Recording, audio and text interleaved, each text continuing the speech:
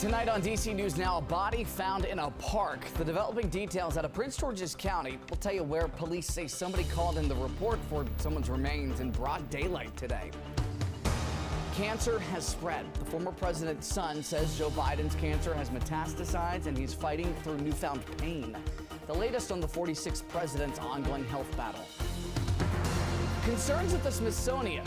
Why some historic preservationists worry about damage to priceless artifacts during the upcoming IndyCar race Grand Prix in D.C. How the museum is responding. Another day, some more storms in the area. We'll show you the latest storm reports and talk about what to expect for tomorrow. Coming up. Talking about back-to-school savings, too. The tax-free items to check off of your kids' to-do list and save before the first day of class. We're stretching your dollar. Just how long you have to cash in. You're watching the station covering all of the DMV. This is DC. Good Saturday evening. Thank you for joining us for DC News Now at 6 o'clock. I'm Ben Dennis. Right to your top story. A man was killed this morning in a serious crash near an elementary school in Montgomery County.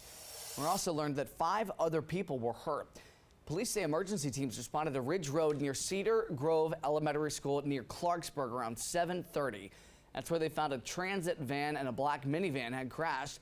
A man in the minivan had died on scene. Police say the driver of the minivan and 4 more people inside went to local hospitals. One of the victims, a child. Those who were hurt are expected to recover. And police in Maryland say that somebody discovered a body in a wooded area of a park in broad daylight today. Maryland National Capital Park police found the man's remains just before noon in a heavily wooded area of Northwest Branch Stream Valley Park in Adelphi. Police say somebody called them after they came across the body while on a walk. Investigators are also working to identify who these remains are. No word if foul play is involved. And staying in Maryland, the state attorney general's office released video of a deadly officer-involved shooting last month at a bus stop in Montgomery County. Around 6:45 p.m. July the 12th, police responded to the Montgomery Village Plaza for a man with a gun. The video shows police with their guns drawn, trying to talk to the man for several minutes, asking him for his name, demanding him repeatedly to drop the weapon, which he was allegedly loading. One officer could be heard yelling "gun out" before police fired. He was shot by both Montgomery County and Gaithersburg officers. The video also shows officers immediately trying to help the man after sustaining those injuries, but he died on scene. The Attorney General's office continues to investigate the shooting. Meantime, we've also learned that a man is fighting for his life in the hospital after police say he was shot in Prince George's County and in Oxon Hill. Heavy police presence was seen in the parking lot of a small shopping center on Oxon Hill Road. We are still gathering more details from police, whether there's any suspect descriptions available. Stay with us for updates. All right, before your full forecast, check this out. We've got a rainbow that appeared over D.C. this morning. A beautiful way to start the day. You see it right there on the bottom right of your screen. Let's just say that was a nice way as we're dealing with some mugginess out there. And Scott Sumner, I understand that we're going to be dealing with a lot of that mugginess throughout this week here. Yeah, not much change there. That was I saw that rainbow and I said, hey, you gotta grab that. That's pretty cool. And sure enough, they were able to do that. Good stuff. You know, the heat and humidity that built up this afternoon brought us another round of some storms, and we had some very strong winds in some of the southern counties, especially in Stafford County here, but also in Culpeper, where multiple sheds were blown over in the Church Street near Brandy station, fire station is, and my goodness, that you had to blow over multiple sheds. You gotta be looking at least 60-mile-an-hour wind gust. And then, of course, that relates to power outages. Culpeper and Stafford County, the most, or showing the most here, power outages in both of those counties. 1,000 in Culpeper, estimated 4,000 in Stafford. Now, with regards to the radar, what do we have? This is what's left of that storm. Not much over towards the Oakley area and Able area. That is on the eastern shore of and southern shores of Maryland, and then moving further to the west, Clifton picking up a little bit of light rain as we speak.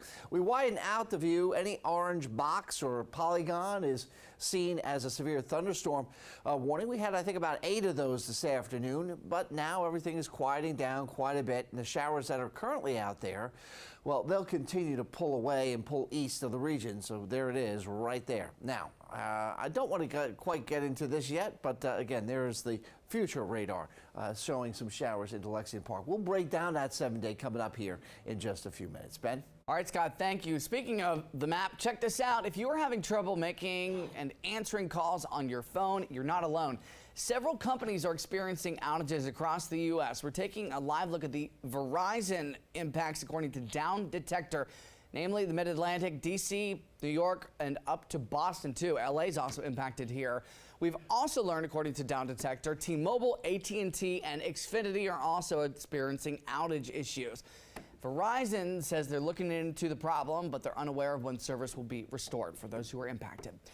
New today, the U.S. Senate confirmed Acting Attorney General Todd Blanche to officially become the top law enforcement officer in the country. It was a narrow vote. The Senate voted 50 to 49 to make the president's former personal attorney U.S. Attorney General.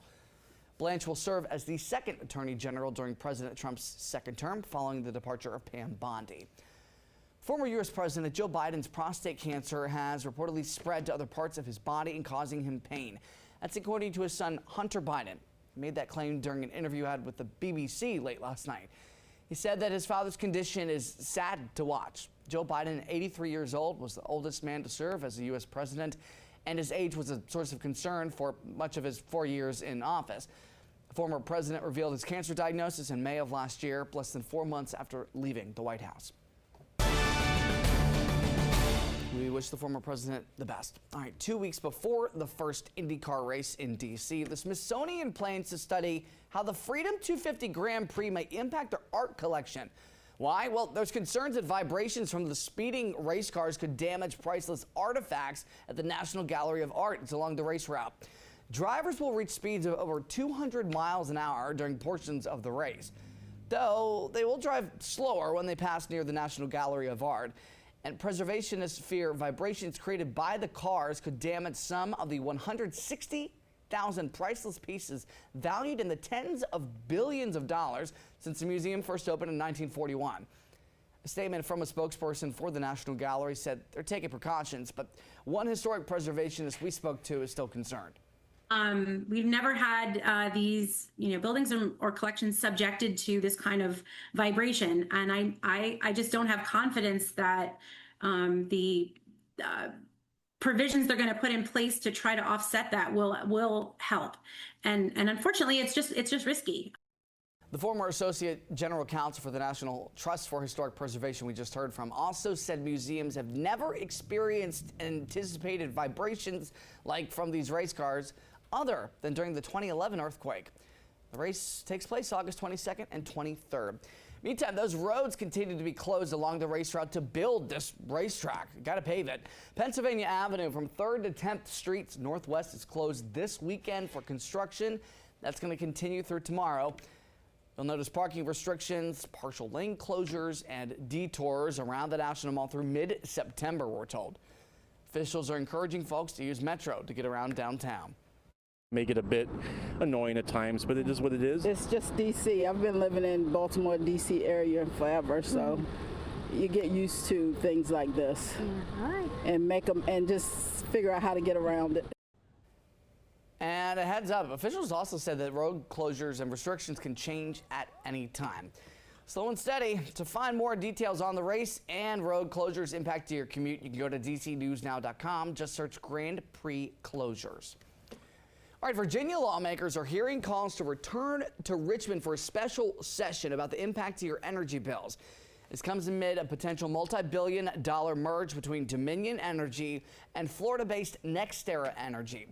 Under state law, the State Corporation Commission has 190 days from July 15th to review the merger. That would put the deadline around mid-January. One Democratic state senator is renewing calls for the legislature to go into a special session after South Carolina set its own review deadline for this merge on January 29th. Some Republicans are also calling for a special session after Governor Abigail Spanberger announced that she would intervene on the issue.